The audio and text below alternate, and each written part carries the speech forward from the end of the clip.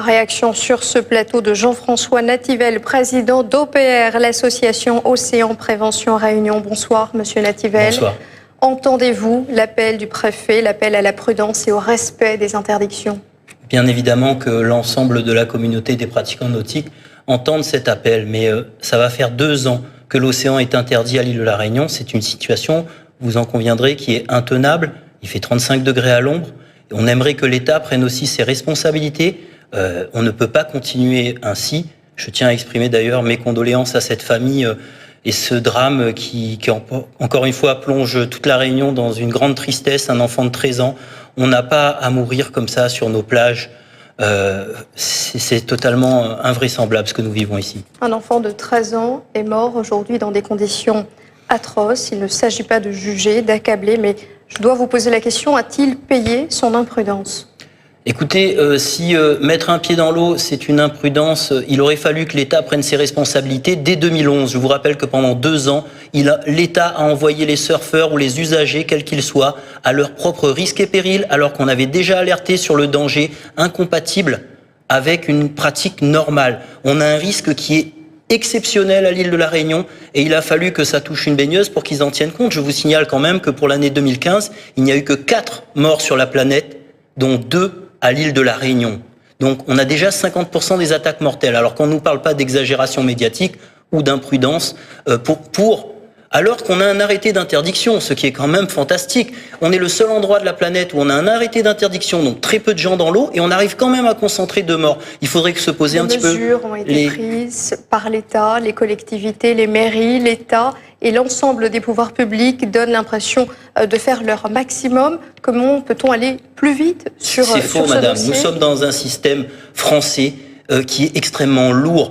Pour mettre un plot de béton, pour installer un filet dans la réserve marine, il faut 1 an de démarche, 1 an de bataille dans les conseils d'administration de la réserve et ainsi de suite. Il y a eu des choses qui ont évolué, il y a des investissements importants, il y a des engagements qui sont un petit peu plus forts, mais malheureusement, il y a l'absence de volonté totale du gouvernement français qui nous sacrifie sur l'autel de sa politique requin. Sachez que la France a mis 6 millions de kilomètres carrés en sanctuaire requin. Et il y a derrière tout ça un parfum de scandale d'État.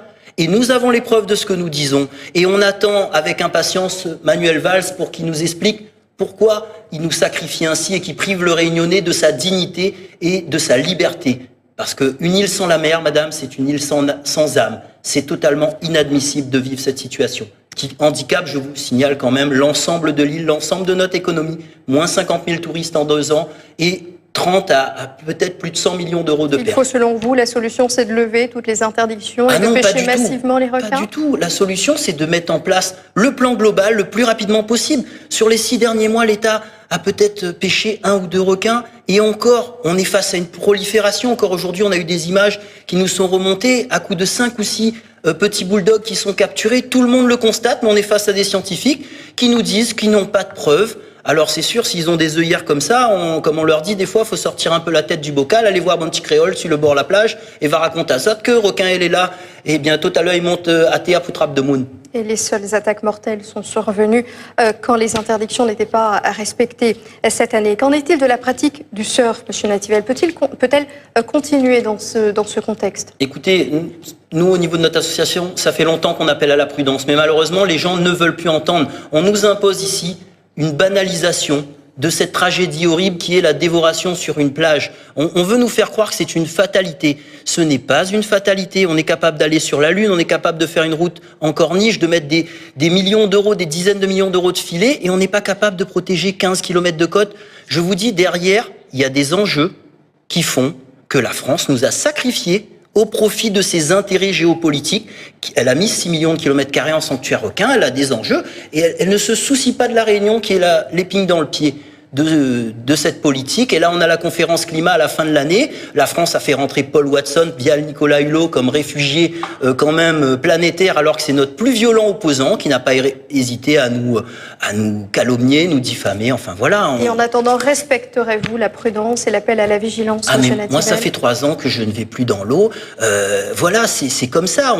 On peut se mettre peut-être au bord dans des toutes petites conditions, mais voilà, le risque est bien trop fort à l'île de la Réunion. On en a la preuve peuvent encore malheureusement aujourd'hui, et j'appelle encore une fois l'ensemble des personnes à la prudence, et en espérant que enfin le préfet, même s'il peut pas grand-chose, mettra les moyens nécessaires. Je vous rappelle aussi que la ciguatera, on nous interdit de manger du requin ici à l'île de la Réunion, enfin de commercialiser, parce qu'on est trop près de Madagascar, 700 km, et par contre à Mayotte, ils autorisent la commercialisation. Alors, il faudra qu'on nous explique si Réunionnais nous les pas plus, nous les pas moins, mais laisse à nous vivre par pitié. Il nous faut conclure. Merci, Monsieur Nativel, d'être venu réagir sur ce plateau.